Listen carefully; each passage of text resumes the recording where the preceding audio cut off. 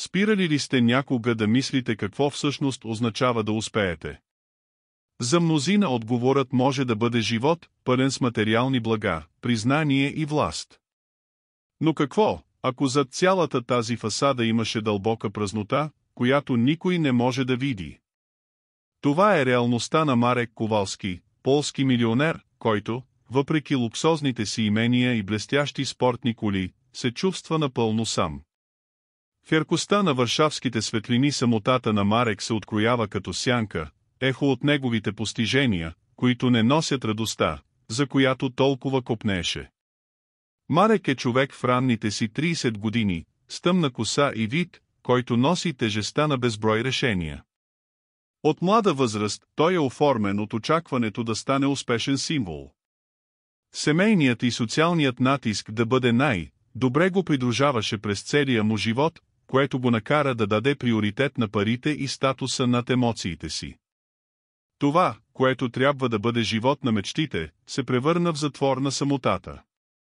Нощите му са изпълнени с изискани вечери, но когато се оглежда, той осъзнава, че хората около него не са приятели, а са заинтересовани. Марек мечтае в мълчание, с истинска връзка, истинска любов, която го кара да се чувства пълноценен. В една обикновена нощ, докато шофира по улиците, осветени от Варшава, животът му страда от неочакван обрат. Той преминава през Маркис и зряла Ания, жителка на млада жена. Забързана, с дълбок и тъжен поглед, тя изглежда антитезата на всичко, което Марек представлява. Образът на Ания, с разкъсаните и кратко дрехи и кожата, белязани от студа, докосва чувствително въже вътре в него. Той се чуди, как човек може да бъде толкова далеч от това, което знае, толкова уязвим и в същото време толкова силен в неговата съпротива. Аня, само на 22, е отражението на живота, белязан от незгоди. Дъщеря на имигранти, тя израства в среда, пълна с неравенство, където възможностите бяха оскъдни. Мечтите на Ания бяха прости, безопасен дом, шанс да се учи и надеждата за по-добро бъдеще.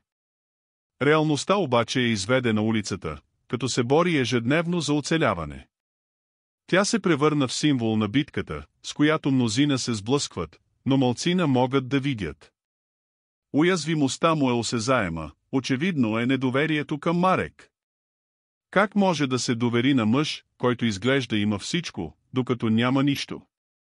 Сценарият на Варшава, със своите ярки светлини и развълнуван живот, брутално контрастира с суровата реалност на улиците. Аня се крие под маркиза, предпазвайки се от острия студ, който нахлува в града. Вятърът носи истории за болка, борба и оцеляване, докато градът продължава да се върти, без да се съобразява страданието на толкова много.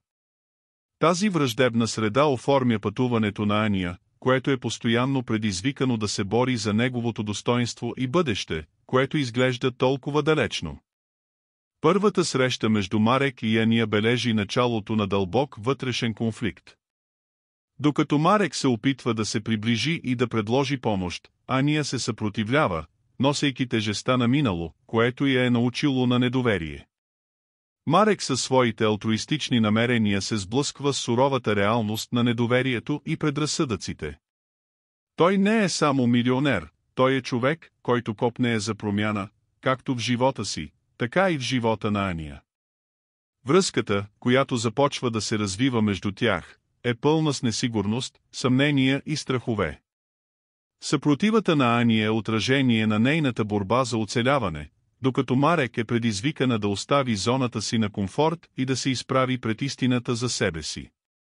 Тъй като тази връзка се задълбочава, Марек открива, че Ания е бременна. Това откровение запалва пламък на надеждата, но също така разкрива буря от усложнения.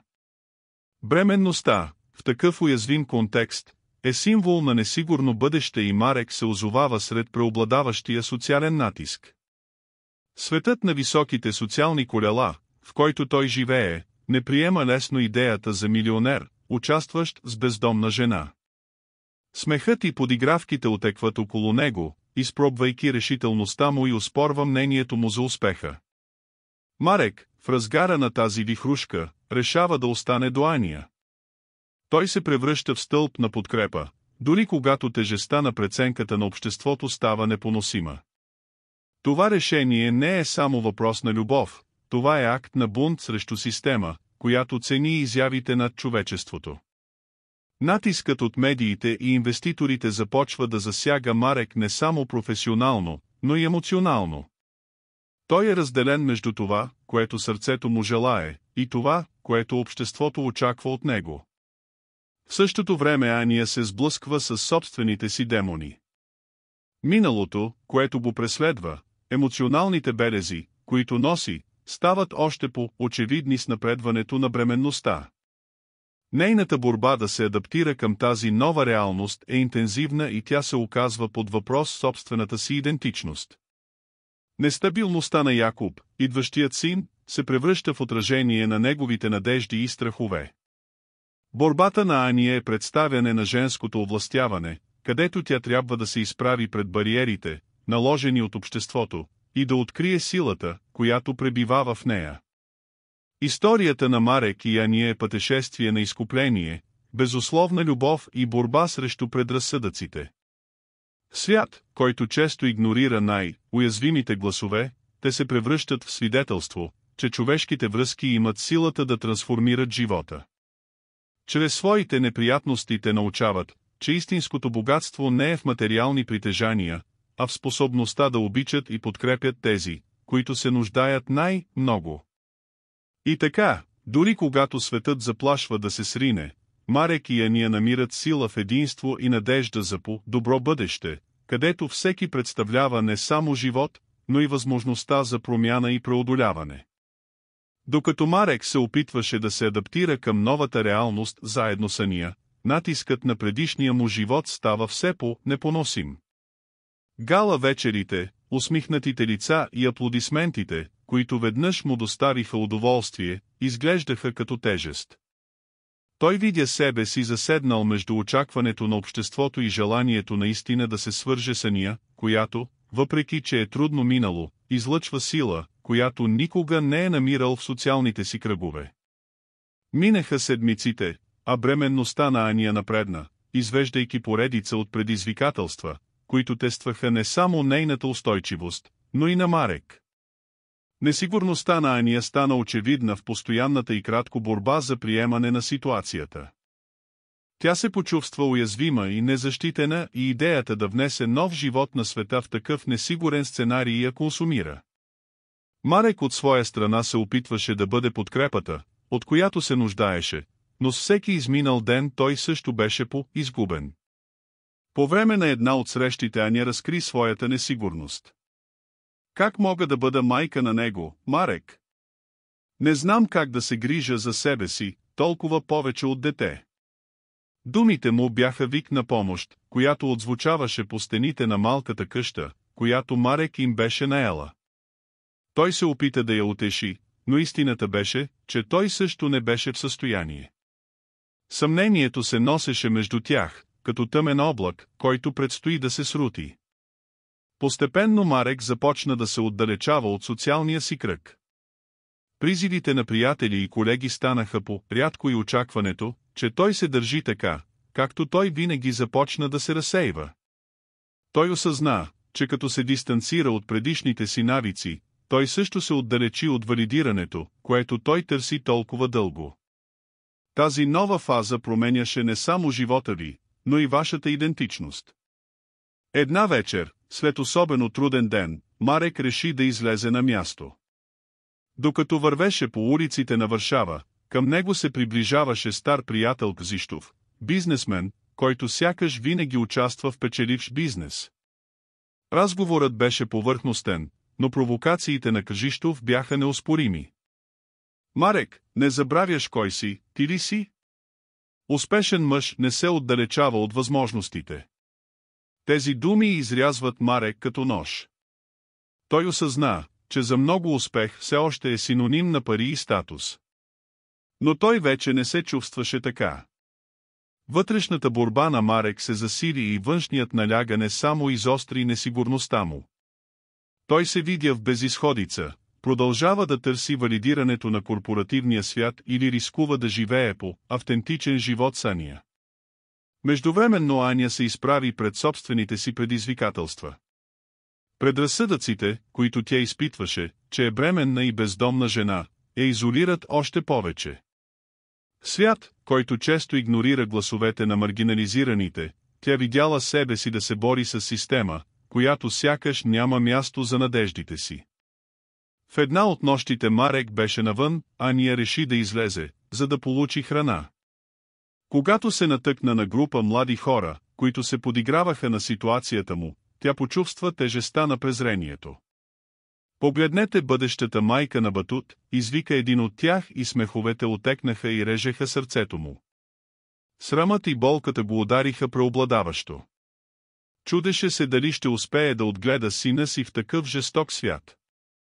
Когато Марек се върна и я намери в сълзи, той не знаеше как да утеши болката си. Връзката, която те се опитваха да изградят, беше тествана от външни сили, които не можеха да контролират. Пристигането на Якуб, синът, който очакваше, стана символ на надеждата, но и източник на натиск. Марек започна да осъзнава, че за всеки кратък аванс, който направиха, имаше порочен неуспех. Той почувства отговорността да се грижи за Аня и бебето, но несигурността за собствените му възможности се превръща в тежест.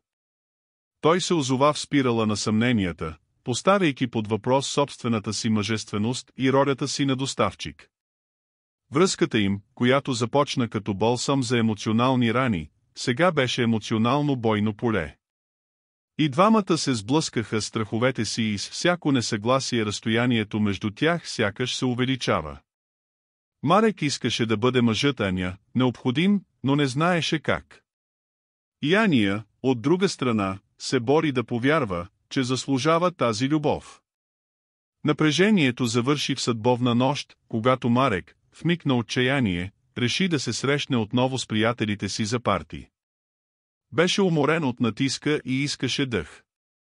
Това, което той не очакваше, беше, че това решение ще го доведе до среща с стар колега Марта, която, виждайки го, веднага започна да флиртува. Вниманието й кратко беше напомняне за това, което той е изоставил, но и изкушението, което заплашваше всичко, което се опитваше да изгради с Аня. Когато Марек се прибра вкъщи, той намери Аня да плаче. Ти беше с кого? Какво се случи? Думите бяха остри и Марек се озова в защитно положение и се бореше да обясни избора си. Просто се опитвах да се отпусна малко, Аня. Това не променя това, което чувствам за теб. Но думите му не бяха достатъчни. Увереността, която започваше да завършва между тях, започна да се разпада. Гневът и болката бяха осезаеми и Марек разбра, че всяко решение, което е взел, е преплетено от последствията, които засягат не само себе си, но и Аня и бъдещето на сина, който очакваха. Вътрешната борба за социално приемане и търсенето на истинска любов се превърнаха в бойно поле, където всеки се бори за собственото си емоционално оцеляване. В този сценарий на конфликт започнаха да се появяват нови герои. Гражина, социален работник, който стана вид наставник на Аня, влезе в игра. Тя беше силна жена, която беше посветила живота си, за да помогне на маргинализираните. Чрез Гражина Аня започна да разбира, че нейната история е по-мощна, отколкото си представяше, че битката й кратко може да вдъхнови други жени да станат. Гражина не само донесе подкрепа на Аня, но и започна да предизвиква Марек да се чуди на своите приоритети и да поеме отговорност за живота, който изграждаше. Тъй като Марек и Аня се сблъскаха с личните си борби, присъствието на Гражина внесе нова гледна точка за значението на солидарността и взаимната подкрепа. Аня започна да се чувства укрепена и от своя страна започна да тласка Марек да се изправи срещу собствените си слабости и да преосмисли ролята си в света. По този начин тяхното пътуване се превърна в истински тест за устойчивост и самоузнаване. Трудностите не престават и Марек знаеше, че пътят напред ще бъде изпълнен с предизвикателства. Но той също започна да осъзнава, че истинското богатство не е в материални притежания, а в човешки връзки, които са формирани на фона на неблагополучието.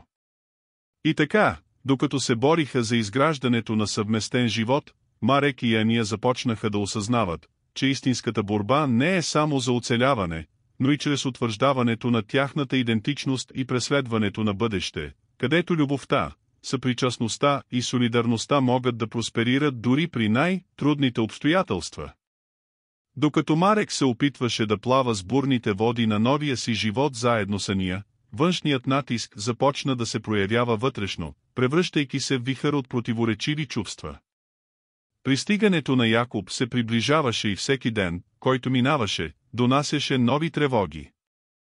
Марек често се превръща в състояние на неспокойствие, умът му е пълен с въпроси за способността му да бъде добър баща и партньор. Несигурността на Ания, която веднъж го мотивира да се превърне в силна подкрепа, сега изглеждаше допълнителна тежест на раменете му. Финансовите затруднения започнаха да застрашават стабилността, която се опитваха да изградят. Малката къща, която беше наела, макар и уютна, вече не изглеждаше толкова достъпна. Марек започна да се притеснява за сметките, наближаващия наем и възможността, ако нещата не се подобрят, той ще трябва да се върне в корпоративния свят, който той се опитваше да избегне. Идеята за връщане към този живот беше непоносима, но натискът да бъде доставчик всеки ден се засилва. В разгара на този натиск Марек получи предложение за работа от Крайстов, негов бивш приятел. Това беше изкушаваща възможност, с заплата далеч над това, което спечели във временната си работа. Но Марек беше разделен. Приемането на предложението ще означава да оставим Аня и Якоб зад себе си, да се гмурка отново в свят, който беше обещал да изостави. Изкушението беше силно, а разговорът с Кръжищов, вместо да донесе яснота, само увеличи объркването му.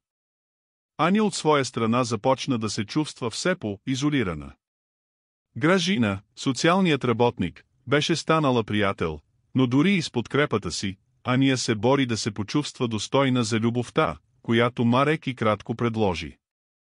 Тя започна да се чуди дали наистина може да бъде добра майка. С всеки поглед, който той получава от непознати, с всеки зъл коментар, увереността му нямаше. Думите на групата млади хора, които я подиграваха, отекнаха в съзнанието и кратко, карайки я да се чувства като натрапник в свят, който не я прие. Чрез Гражина Аня започва да участва в група за подкрепа на самотни майки, където други жени споделят своята борба и преодолявайки истории. Това донесе ново усещане за Аня, която започна да осъзнава, че опитът и кратко може да помогне на други жени. Но с всяка среща тя изпитваше все по-натиск да докаже, за да покаже, че е достатъчно силна, докато вътрешно се бори срещу собственото си чувство за неадекватност. Марек, осъзнавайки трансформацията в Ания, започна да чувства смесица от гордост и ревност. Той се възхищаваше на нейната сила, но в същото време почувства, че собствената му борба се затъмнява. Когато Ания започна да се отваря към нейните преживявания с групата, той се озова в дилема, как може да подкрепи Ания и в същото време да се справи с собствената си емоционална крехкост. Разговорите между тях започнаха да стават все по-напрегнати и комуникацията, която някога течеше лесно сега, беше пълна с недоразумения. Една вечер, след особено емоционална среща, Ания пристигна вкъщи Рейдиант, но Марек я прие с натоварено лице. Толкова сте ангажирани с тези жени, Ания. И аз? Къде да отговарям на този нов живот, който изграждате? Въпросът излезе по-скоро като писък, отколкото на въпрос, а Аня мълчеше, объркващият поглед. Тази нощ любовта, която ги обединява, приличаше повече на минно поле, където всяка дума може да взриви емоционална експлозия. Напрежението между тях се засили, когато Марек в момент на слабост реши да се срещне отново с Кръжищов. По време на една от тези срещи Марек беше заобиколен от бивши колеги, които говориха за постижения, пътувания и пари. Разговорът го накара да привлече идеята за завръщане към предишното си аз, но споменът за Ания и Якоб го върна обратно към реалността. Той беше в постоянно състояние на конфликт и се бореше да намери баланс между амбициите си и отговорностите си. Междувременно Гражина забеляза промяната в поведението на Ания и реши да се намеси. В искрен разговор тя предизвика Ания не само да се облегне на другите, но и да приеме нейната уязвимост. Не е нужно да сте силни през цялото време, Ания. Истинската сила идва от знанието кога да поискате помощ. Този разговор резонира дълбоко с Ания, която започна да осъзнава, че търсенето на приемане не трябва да означава да се откаже от неговата автентичност. С нарастващия натиск от всички страни Марек реши, че има нужда от пространство, за да се отрази. Той започна да посещава читалище, където може да се включи в дейности, които го свързват с други хора, далеч от блясъка и натиска на стария му живот. В това пространство той се срещна с Томаш, бивш изпълнителен директор, който се отказа от кариерата си в търсене на по-прост и по-значителен живот. Томаш се превърна в ключова фигура за Марек, оспорвайки възприятията си за успех и щастие. Той сподели истории за собствената си борба, показвайки Марек, че истинското постижение може да бъде намерено в малките неща. Когато Марек се приближи до Томаш, Ания също се засили в своята група за подкрепа. Връзката, която тя формира с други майки, и кратко помогна да разбере, че не е сама в битките си. Това от своя страна започна да разсъждава върху връзката му с Марек. Тя започна да отваря повече за своята несигурност и по този начин насърчи Марек да направи същото. Комуникацията между тях започна да се подобрява бавно, но увереността все още беше разклатена и двамата знаеха, че ще трябва да работят много повече, за да го възстановят. Обръщането се случи, когато Ания се изправи пред здравна криза, свързана с бременността. Тя трябваше да бъде хоспитализирана и загрижеността пое Марек. Хоспитализацията я принуди да се изправи срещу най-дълбоките си страхове от майчинството и собствената си уязвимост. Виждайки нейната крехка, Марек почувства вълна от защита и любов, която го накара да преразгледа приоритетите си. Той осъзна, че независимо от амбициите му, това, което наистина има значение, е да присъства за Ания и Якоб. По време на хоспитализацията Марек беше принуден да се изправи срещу собствените си слабости. Опитът го накара да осъзнае, че не може да продължи да се разделя между стремежите си и отговорностите си. Той започна да се чуди какво всъщност означаваше да бъде мъж в новата си реалност. В тази болнична стая той накрая разбра, че истинската сила не е в избягването на трудности, а при изправяне пред тях отпред, до тези, които са обичали. С възстановяването на здравето на Ания, опитът ги обедини по начини, които никога не са си представили. Те започнаха да работят заедно, не само като партньори, но и като екип. Марек реши, че вместо да бъде възприет от натиска да се върне в корпоративния свят, той ще търси възможности да се приведе в съответствие с новите си приоритети. Този преход не би бил лесен, но и двамата бяха готови да се борят за живот, който отразява истинските им ценности. С напредването на историята на Марек и Ания влиянието на Томаш и Гражина се превърнаха в основни стълбове при пътуванията си, като всеки от тях им помага да преоткрие своята идентичност и да изгради бъдеще, което, макар и несигурно, беше пълно с потенциал. Те бяха готови да се изправят пред предизвикателствата, възникнали, въоръжени с разбирането, че заедно могат да преодолеят всяка пречка, която животът им представя.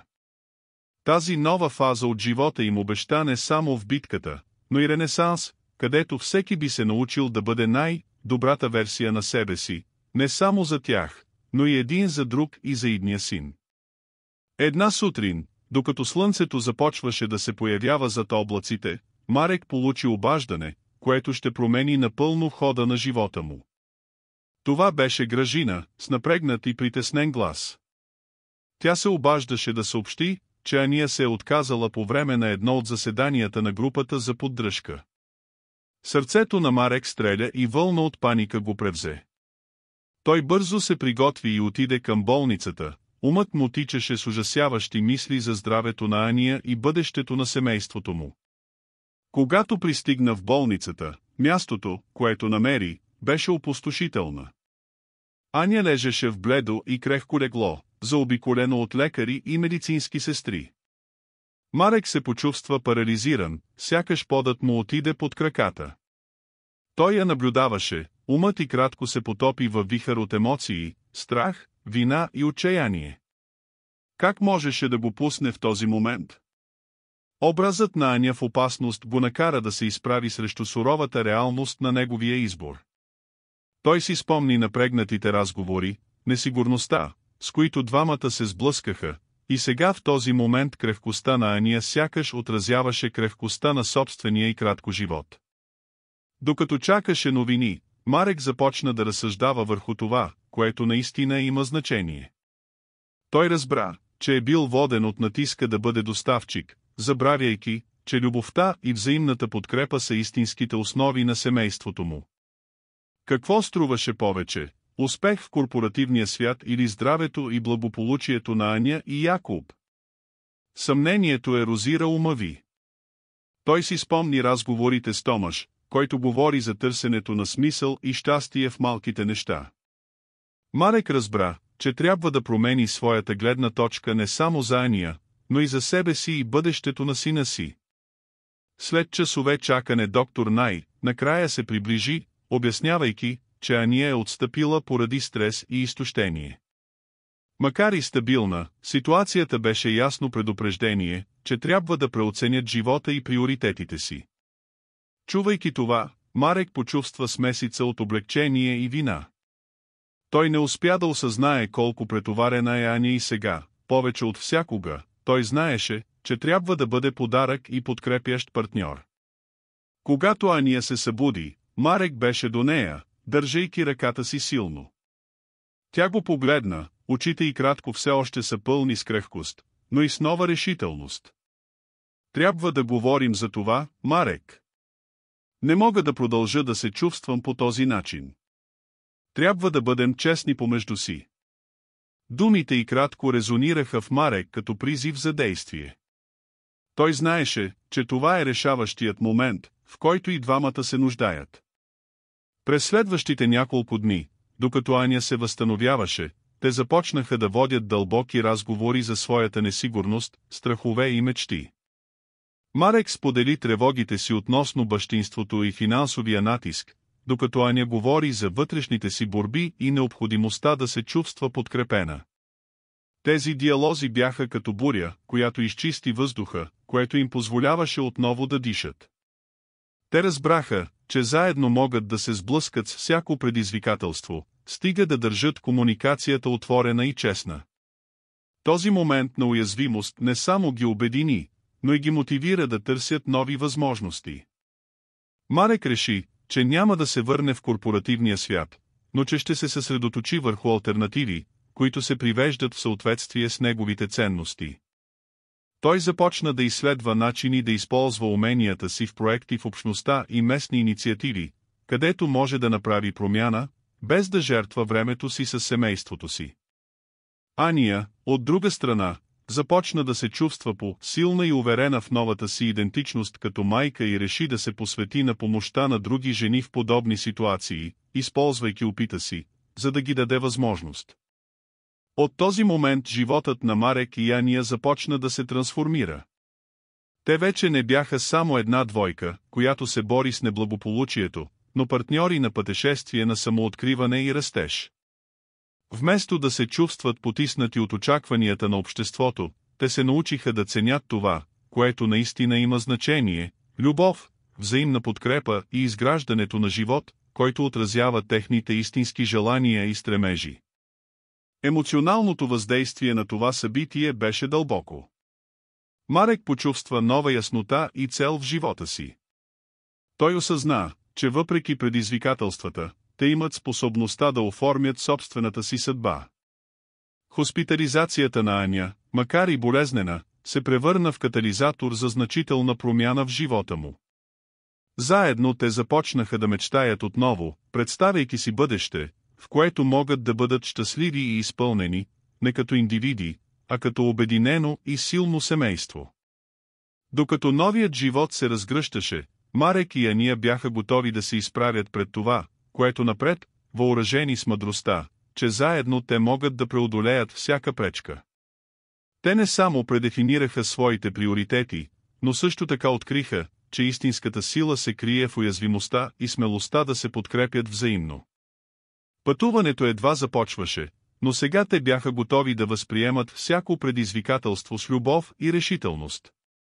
През седмиците животът на Марек и Ания започна да се стабилизира, но ново напрежение се носеше във въздуха. Тъй като Марек беше посветен на проектите в общността, той осъзна, че съпротивата на стария си кръг от приятели и колеги от корпоративния свят е по-силна, отколкото си представяше. Онези, които веднъж му се възхищаваха, го погледнаха с пренебрежение, сякаш изборът му да даде приоритет на семейството и благополучието му бяха форма на провал. Този външен натиск започна да го засяга емоционално и той често беше в конфликт, чудейки се дали всъщност е взел правилното решение. Ания, от друга страна, въпреки новата си решителност, се изправи пред собствените си вътрешни битки. Подкрепата, която тя предложи на други жени, накара да се почувства упълномощена, но се съмнява в способностите си все още да я преследва. Несигурността да не е достатъчна, както като майка, така и като професионалист, я придружи и тя се бори с идеята, че трябва да бъде перфектна във всичко. Именно в една от тези нощи на безсъние Ания реши да отвори Марек. Имам чувството, че се проваля, не правя достатъчно.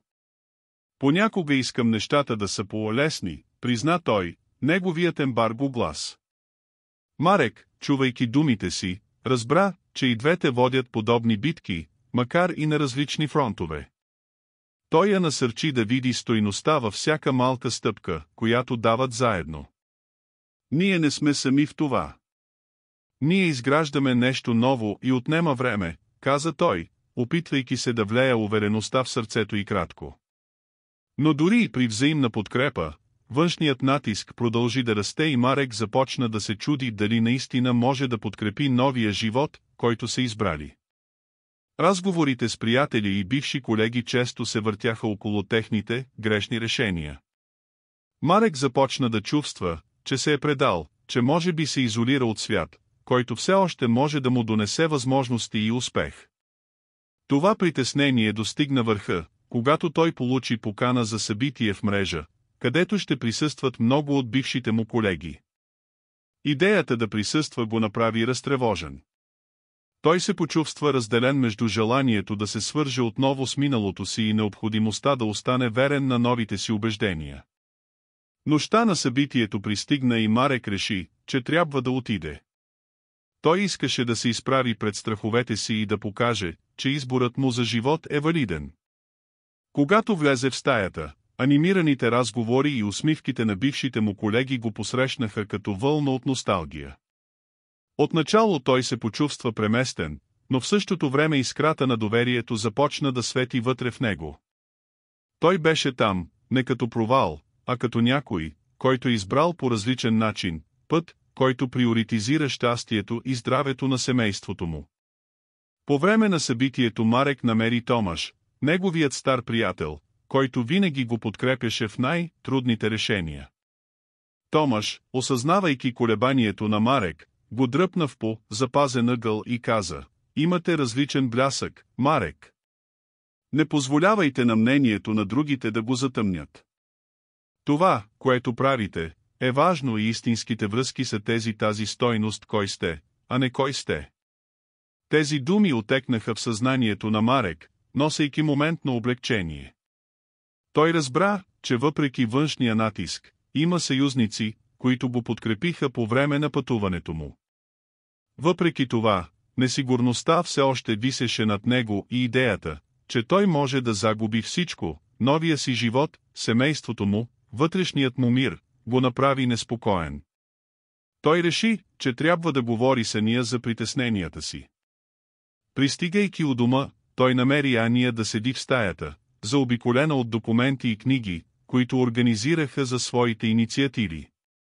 Нейният образ, така концентриран и решителен, донесе усмивка на лицето и кратко. Как беше събитието, попита Аня, опитвайки се да прочете изразите си.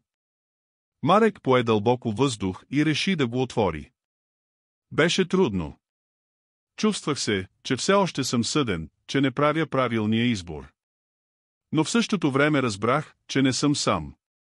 Томаш ми напомни, че това, което наистина има значение, е това, което сме сега. Ания погледна в очите му и Марек видя смесица от разбиране и загриженост. Знаеш, че не е нужно да носиш тази тежест сама, нали? Нека си признаем заедно. Това, което изграждаме, е много по-значимо от всяко външно мнение, каза тя с нейния твърд и успокояващ глас. Този разговор беше решаващ момент, в който и двамата потвърдиха ангажимента си един към друг и новия живот, който изграждаха. Климатът на напрежение се засили, когато няколко дни по-късно Марек получи неочаквано обаждане. Именно Гражина, нейният приятел, го предупреди за проект на общността, който е изложен на риск поради липса на финансиране. Марек, имаме нужда от вашата помощ. Ако не можем да получим необходимата подкрепа, всичките ни усилия могат да тръгнат надолу, каза тя и спешността в гласи кратко накара сърцето на Марек да се спусне. Той смяташе, че това е неговият шанс да докаже себе си и общността, че изборът му не е грешка. Срещайки се с Ания и Гражина, Марек започна да планира кампания за набиране на средства, която не само може да спаси проекта, но и да обедини общността около обща кауза. Аня я предложи да помогне за организирането и разпространението, използвайки своите умения за мобилизиране на други жени и създаване на мрежа за поддръжка. Това съвместно усилие донесе нова енергия на двойката, тъй като разбраха, че, работещи като екип, те могат да се изправят пред всяко предизвикателство. Няколко дни от кампанията Марек смяташе, че нервността отново се установява. Трябваше да се подготви не само физически, но и емоционално за това, което предстои. В миг на размисъл той си спомни уроците, които беше научил през цялото си пътуване. След това той реши да направи списък на това, което наистина оценява и какво е готов да пожертва. Той искаше да си спомни важността да присъства не само за семейството си, но и за общността, която сега беше част от живота му. В навечерието на събитието Марек и Ания проведоха последна среща с всички участващи. Времето беше натоварено с очакване, но и с надежда. Те говориха за своите преживявания, как всяка от тях има история да разкаже и как всеки принос, колкото и малък да направи промяна. Това беше момент на единство, в който уязвимостта на всеки се превърна в колективна сила. Когато денят на кампанията накрая пристигна, Марек почувства как сърцето му се ускорява.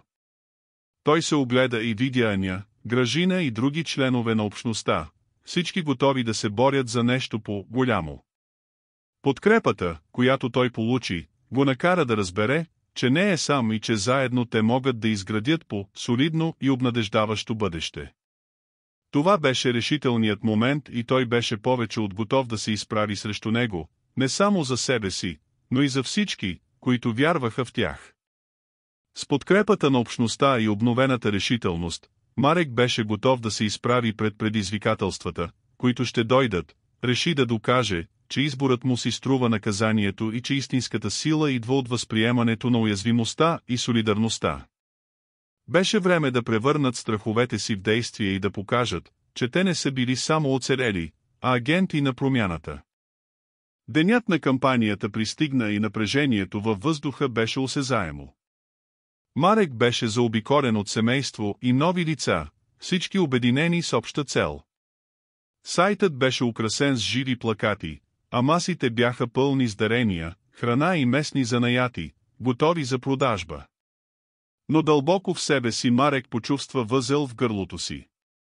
Теглото на отговорност беше завладяваща. Това не беше просто проект, това беше самата същност на новия живот, който той и Ания изграждаха. Първият час на кампанията премина бързо, като много хора идват и допринесоха. Марек и Ания, рамо до рамо, присъстваха на участниците, усмихвайки се и споделяха истории за въздействието на проекта върху общността. Атмосферата обаче започна да се променя, когато се появи група от бивши колеги от Марек. Те бяха там, смееха се и говореха, но Марек забеляза преценка и шепота. Сърцето му изстреля. Въпреки че той беше заобиколен от подкрепа, тяхното присъствие причини цялото им самоконвертиране да бъде поставено на изпитание. Докато Марек се опитваше да се концентрира, Гражина се приближи, бледото и кратко лице. Марек, сега имаме нужда от вас на сцената. Колекцията не върви толкова добре, колкото очаквахме. Ако получим повече дарения, няма да имаме това, което трябва да запазим проекта жив, каза тя, спешността в нейната остра глас. Това беше най-голямото му доказателство. Знаеше, че трябва да се представи не само за общността, но и за себе си. Той излезе на сцената, видът на публиката се насочи към него. Нервността пое, но той пое дълбоко въздух, спомняйки си разговорите, които имаше с думите на Ания и Томаш. Не позволявайте на мнението на други да затъмнява това. Марек погледна публиката, видя надеждата и притеснени лица и разбра, че той не е там, за да докаже нищо на никого, а да направи промяна. Здравей на всички, започна той, като гласът му леко се тресеше. Днес ние сме тук не само, за да съберем средства, но и да отпразнуваме силата на нашата общност. Той видя Ания сред публиката и нейното доверие го насърчаваше. Този проект е повече от числа и пари, става въпрос за изграждане на място, където нашите деца могат да растат и да просперират, където всеки от нас играе роля. Докато говореше, Марек започна да се чувства по-удобно. Той сподели истории на хора, които бяха засегнати от проекта, говори за предизвикателствата, пред които са изправени и как общността се събра, за да ги преодолее. Той видя сълзи в очите на някои и блясък на надежда в други. Времето се променяше и енергията в стаята изглеждаше жизнена. Но в разгара на речта си един от бившите колеги на Марек Жиштов стана и прекъсна. Марек, наистина ли мислиш, че това ще работи? Просто отлагаш неизбежното. Това е просто мечта. Истинският свят е различен, каза той, гласът му се зарежда от пренебрежение. Мърморът в публиката се увеличи и Марек усети как пода се отвори под краката му. Това беше най-голямата му несигурност, изложена на всички. За миг той се поколеба. Съмнението отново го измъчваше. Но тогава той си спомни разговорите, които водеха с Ания, силата, която намериха един в друг и как бяха преодолели всяка пречка заедно. Той реши, че не може да позволи негативността на Кръжищов да го свали. Прав си, Кръжищов. Светът може да бъде жесток и предизвикателствата са истински. Но точно за това трябва да се бием, отговори Марек с неговия глас сега твърд. Нищо не си заслужава, ако не сме склонни да се борим за това. Това, което правим, е истинско и има значение не само за нас, но и за всички около нас. Публиката започна да аплодира и Марек почувства вълна на овластяване. Той погледна Ания, която гордо се усмихна. Ние сме тук, за да променим живота и всеки от вас има силата да помогне, продължи той. Не става въпрос само за пари, това е да покажем, че нашата общност се притеснява. Ще се съберем и ще направим разлика. С всяка дума Марек смяташе, че той не само се сблъсква с Кръжищов, но и надминава собствените си несигурности. Той си спомни всички трудни времена, които минаха, сълзи и смях и как всеки от тях допринесе за силата, която имаха сега. Ако всеки от вас може да дари само малко, заедно можем да постигнем много. Нека го направим за нашите семейства, за нашите деца, за всички хора, които вярват в нас. Климатът се промени коренно. Хората започнаха да стават и да аплодират, а някои започнаха да правят дарения. Марек почувства енергията на преобразуването на стаята, вълна от солидарност и подкрепа. Той осъзна, че не само защитава проект, но и защитава собствения си житейски избор, новата си идентичност. След като Марек завърши речта си, набирането на средства започна да набира скорост. Той видя семейството и новите лица, които се присъединяват, всички допринасят по някакъв начин. Общността се събираше както никога досега. Даренията започнаха да се увеличават и атмосферата беше пълна с надежда и решителност. Марек и Аня размениха погледи, като разбираха, че са на правилния път. Кампанията се превърна в голям успех. Те не само събраха това, което им е необходимо, но и създадоха по-силни връзки в общността. Марек смяташе, че е надминал едно от най-големите предизвикателства в живота си, не само изправен пред негативното мнение на другите, но и се сблъсква с собствените си несигурности и ограничения. В края на събитието, докато хората започнаха да се разпръскват, Марек почувства вълна от облегчение и удовлетворение. Той погледна Ания, която беше заобиколена от жени, които я подкрепяха, и осъзна колко много се е променила. Той вече не беше същият Марек, който се колебаеше в избора си, сега той беше човек, който се бори за това, което вярваше. В този момент Марек разбра, че истинската сила идва от неговата уязвимост и съюз с тези, които обичаше. Напрежението, което веднъж го консумира, се разсее, отстъпило място на усещането за изпълнение и надежда. Той беше намерил мястото си в общността и най-важното е намерил истинската си същност. Пътуването на Марек и Ания не беше приключило, но те бяха направили решаваща стъпка към по-обещаващо бъдеще. Те бяха готови да се изправят пред нови предизвикателства заедно и сигурността, че не са сами, ще ги придружава във всяка нова стъпка. Изборът на живот на автентичен живот, съсредоточен върху семейството и общността, беше не само възможен, но и дълбоко възнаграждаващ. Кампанията беше ударен хит и Марек все още усети, че адреналинът пулсира във вените му, като същевременно помага за опакуването на последните предмети, които са били дарени. Живата енергия на събитието беше оставила незаличими белези в душата му и той знаеше, че този ден не само ще бъде друга глава в живота му, а началото на нова книга. Лицата около него, по-рано притеснени, сега блестяха със смесица от гордост и надежда.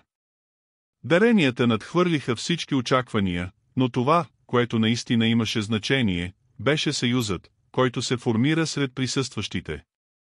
Докато Марек организираше масите, той забеляза Аня да говори развълнувано с някои съседи. Начинът, по който тя посочи, с искрица в очите, направи сърцето й кратко топло. Той се приближи и, като чу разговора, разбра, че хората коментират промените, които проектът ще донесе на общността. Това беше доказателство, че думите му са докоснали сърцата на хората и ново чувство за принадлежност процъфтява сред всички. Марек размисли върху случилото се. Той си спомни момента, в който Кажищов го предизвика на сцената, колко се колебаеше, преди да отговори. Този момент се беше превърнал в крайъгълен камък в пътуването му. Марек сега разбра, че съмненията и предизвикателствата са част от процеса и че изправянето на тях е това, което го прави по-силен. Той се беше научил да цени гласа си и важността да се чуе, дори когато несигурността заплашваше да мълчи. Думите на Кажищов все още отекнаха в съзнанието му, но сега звучаха различно. Вместо атака той го видя като възможност за растеж.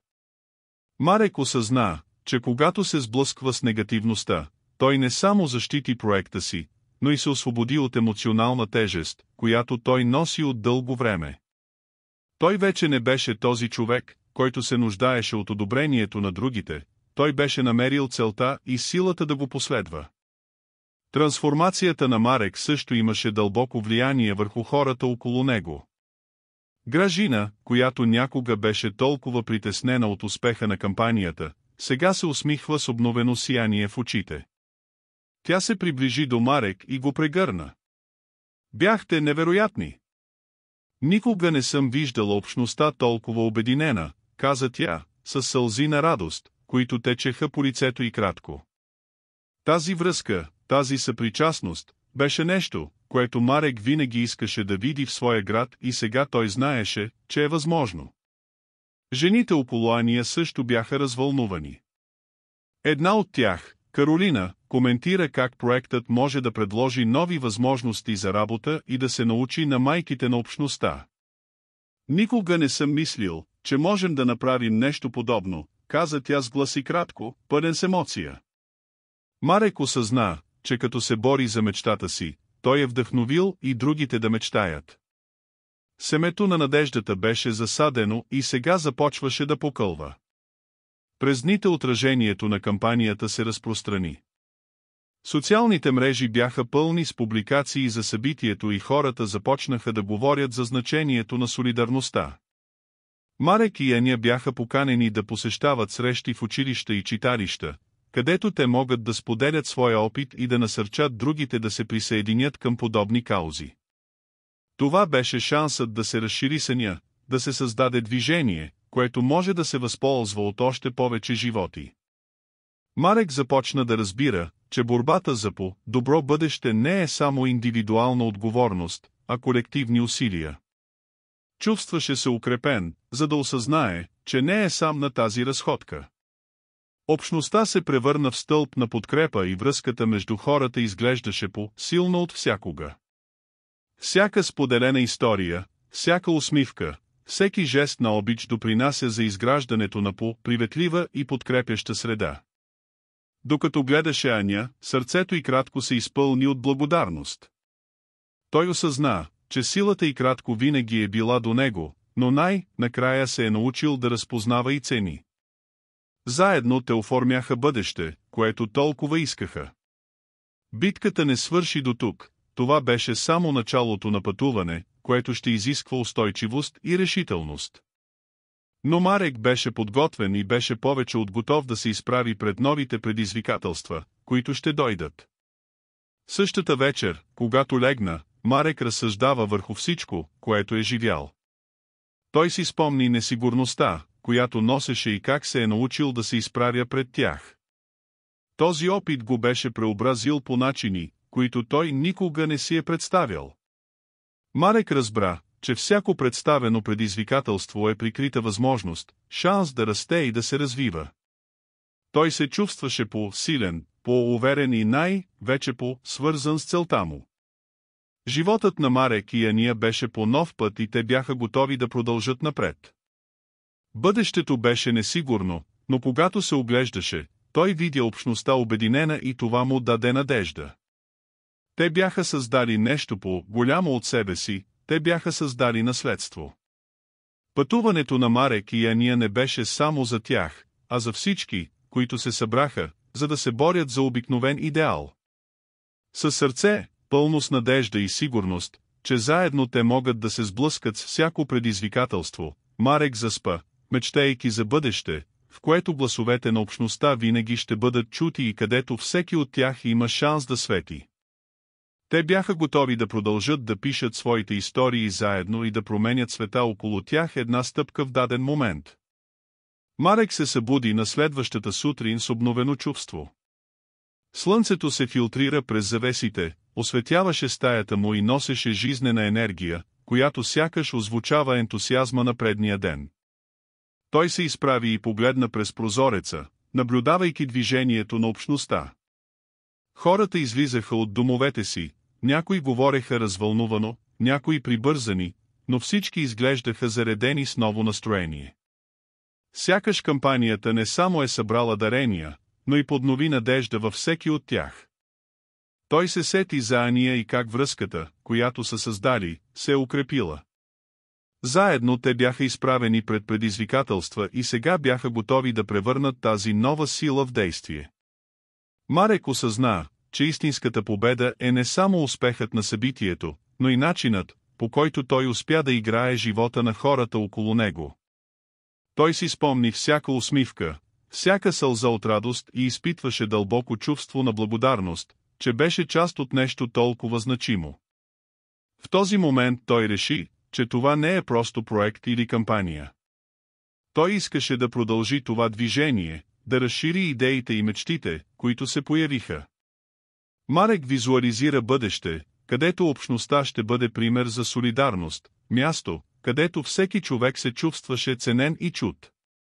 Той мечтаеше за тренировъчни семинари, културни събития и пространства за диалог, които допълнително обединяват населението. Докато се подготвяше за деня, Марек разсъждава върху наследството, което искаше да напусне. Той искаше историята му да бъде свидетелство за силата на съюза и съпричастността.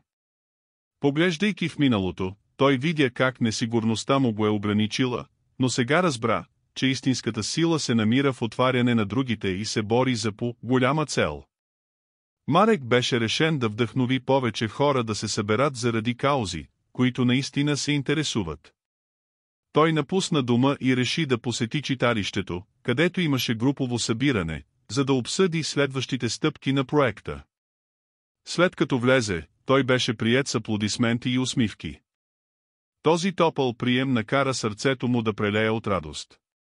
Той осъзна, че е станал лидер, не заради заглавие или позиция, а от силата на своите действия и връзката, която е култивирал. Дискусията започна и Марек видя много идеи да се появят. Хората споделиха своите преживявания, копнежи и надежди. Той насърчи всички да говорят, да изразят себе си и в крайна сметка всички се съгласиха да създадат комисии, които да се справят с различни въпроси, които се отразиха на общността.